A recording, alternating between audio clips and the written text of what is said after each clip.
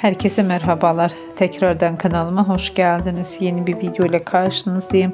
Sizler için Erkan Meriç ve sevgilisi Yağmur Öztürk'ten güzel görüntüler, yeni paylaşımlar sunacağım. Yazgı dizisinde partner, özel hayatta sevgili olan çiftlerden mutlu görüntüler, romantik paylaşımlar geldi. Görüntüleri bir araya toplayıp ben de sizlere sunuyorum. Umarım beğenirsiniz. Şimdilik benden bu kadar. Hoşça kalın, sağlıcakla kalın arkadaşlar.